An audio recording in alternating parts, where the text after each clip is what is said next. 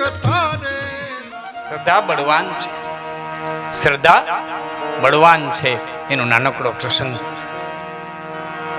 રાજકોટ અને ભાવનગરની વચારે ગટકા ગામ, અને ગટકા ગામની માલિક ડોહાભાઈ લાંગાવદરા કરી અને એક ચારણ, પણ દાદા વાસરાનો પરમ ઉપાસક ચારણ, હાલતા બેહતા ઉઠતા, હે દાદા હે હોલંકી, હે રાણા હે કરણ, હે હોલંકી, હે દાદા હે વાસરા, હે વિવસરા, હે દાદા હે હોલંકી. રટણ થઈ ગયું, રૂવે રૂવે થી એનું રટણ હાલે. હે સોલંકી, હે દાદા હે રાણા, હે વાસરા, હે હોલંકી, હે દાદા હે રાણા, હે વાસરા.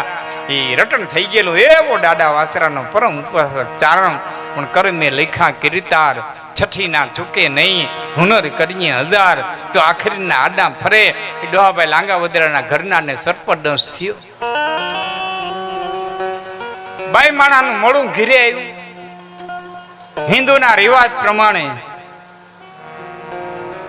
સૂર્યાસ્ત થયા પછી બાઈ માણાના મળાને શમશાને ન લઈ જાય.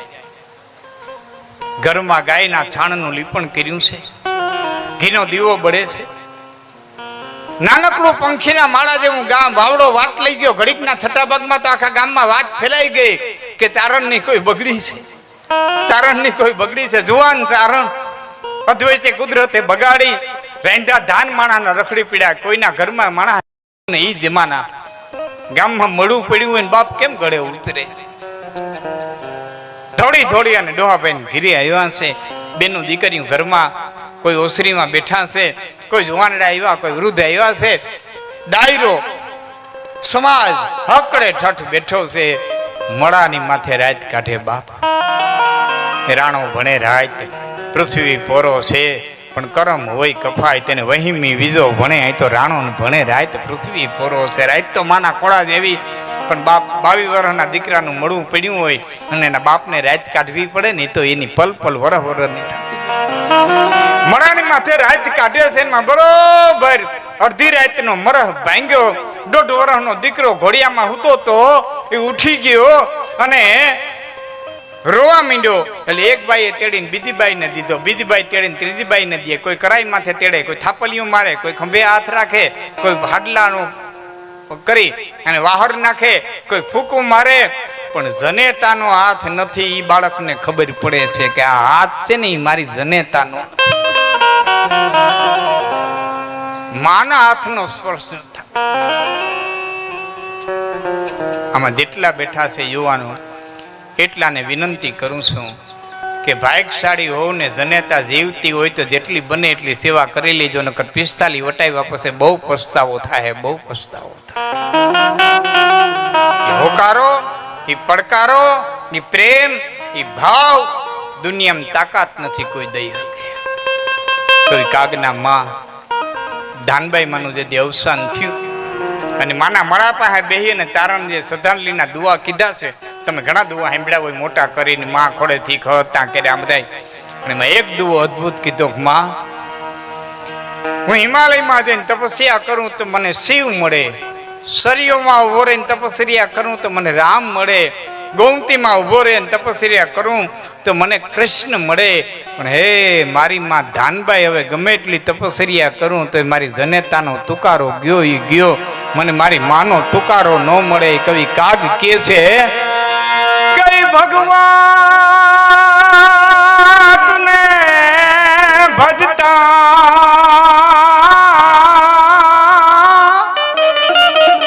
મને માહેશ્વરે આવી મળે. પણ મળ્યા ના એક જ માં રે, મને કરોડ ઉપાય કાગડા.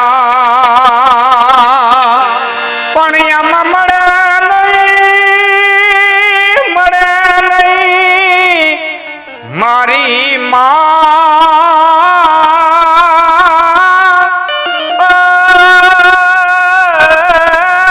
મને ક્રોડ્યું ઉપાય કાગડા. મોટા મોટા કરીને માય અમને ખોડેથી કહતા કર્યા.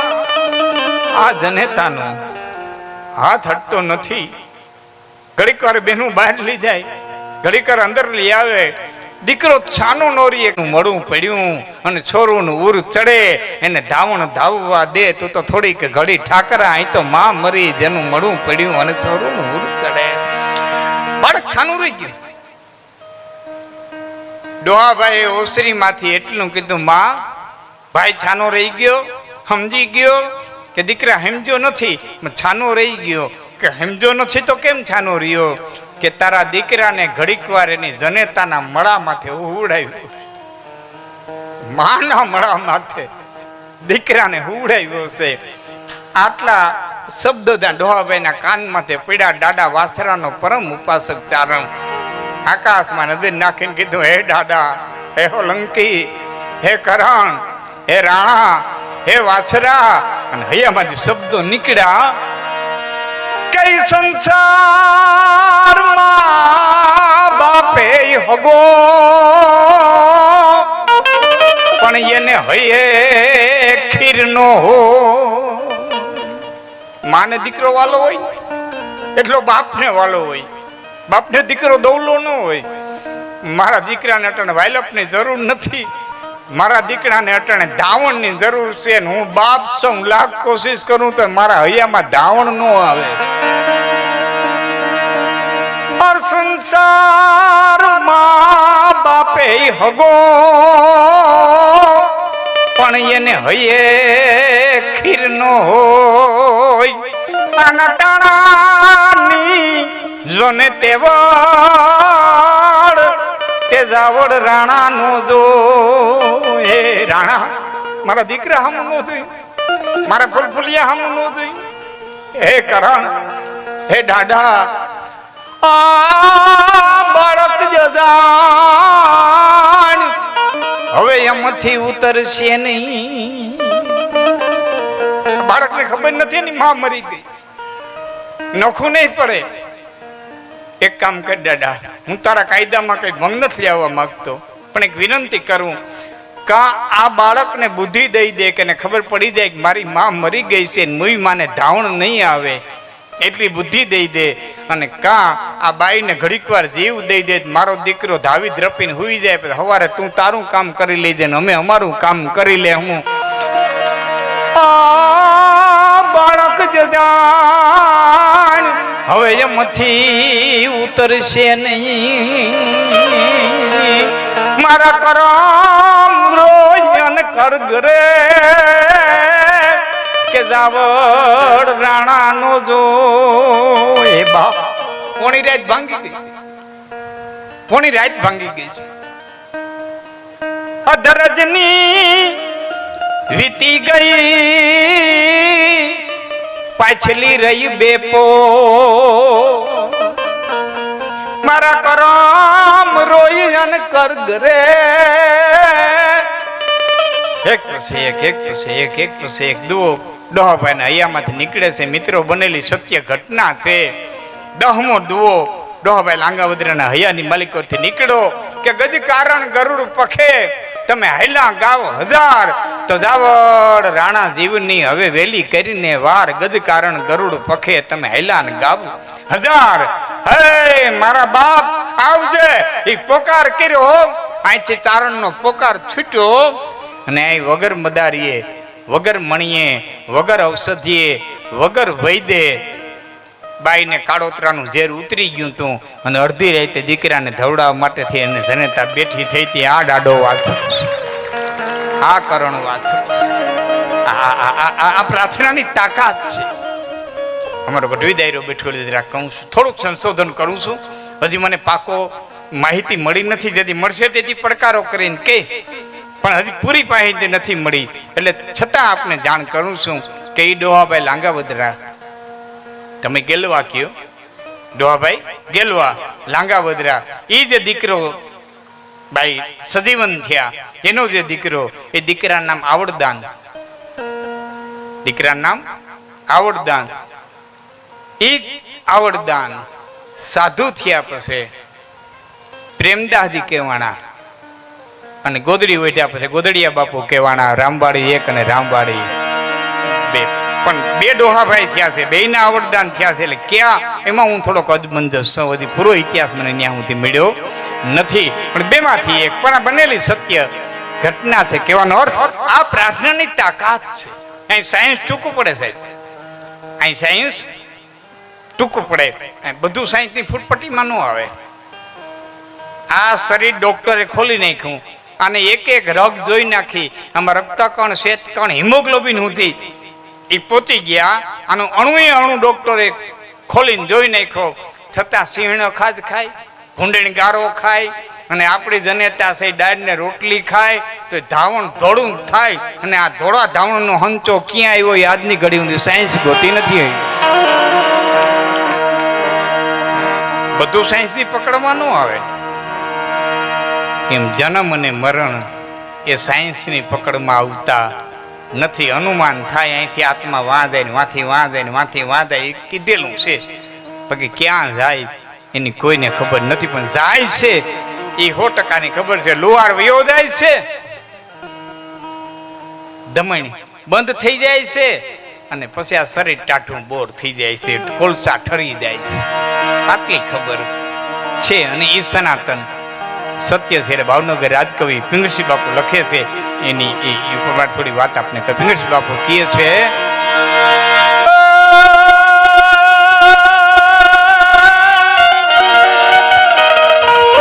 करने की कर से डर पर धर से पाक नजर से धर प्रीति,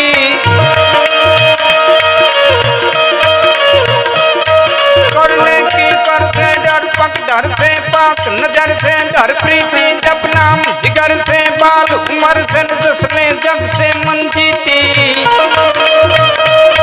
गंभीर सगर से रहे सबर से मिले उधर से परवाना,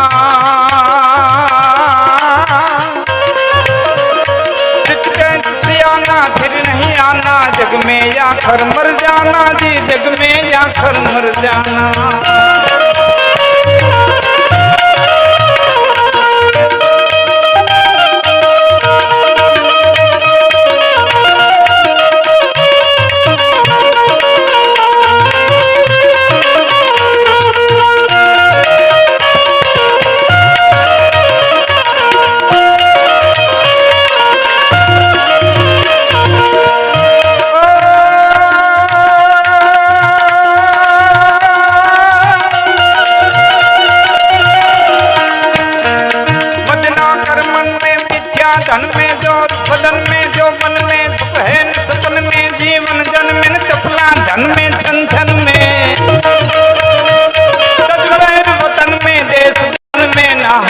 में तरसाना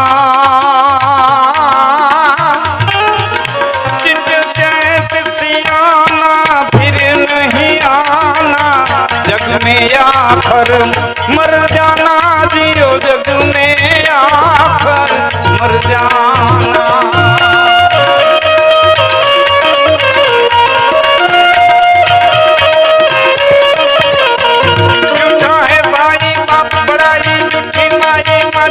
झूठा पितराई झूठ जमाई झूठ लगाई ललचाई, सब झूठाई अंत जुदाई, देह जलाई दे शमशाना, चित चैत सियाना फिर नहीं आना, जग में आखर मर जाना जियो, जग में आखर मर जाना।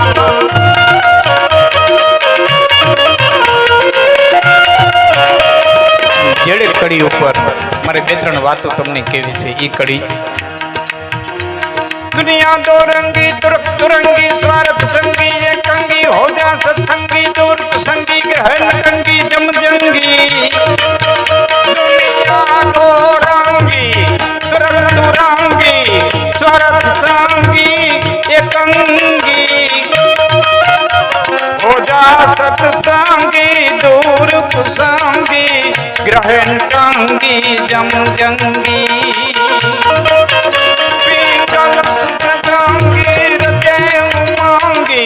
छंद त्रिभंगी सरसाना, चित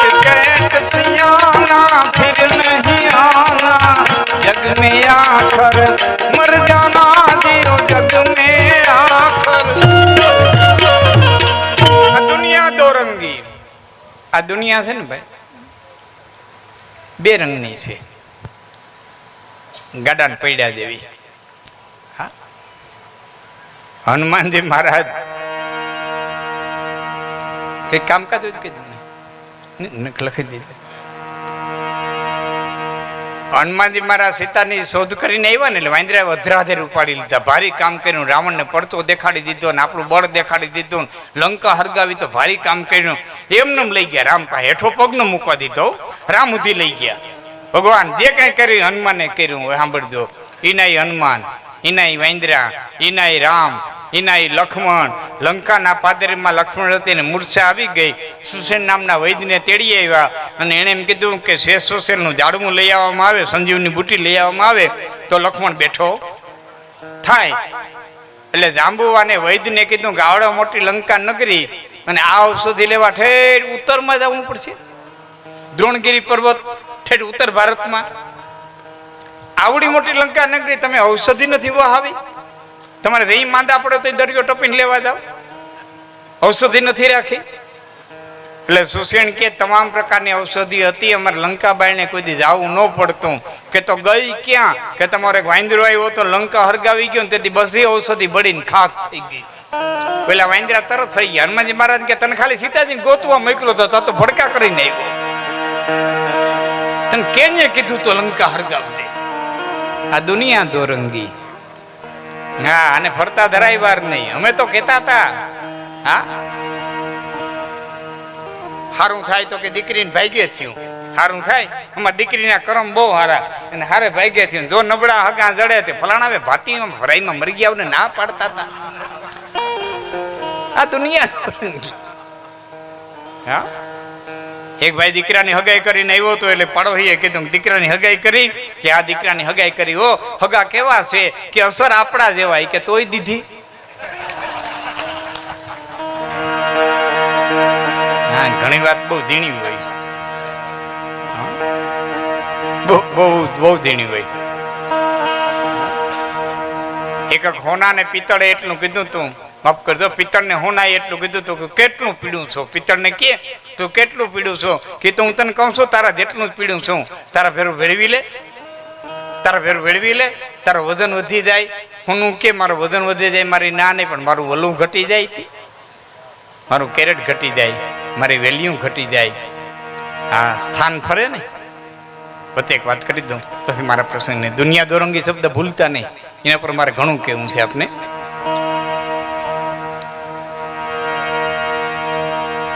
ઘણું કહેવું છે. રાજની દાસી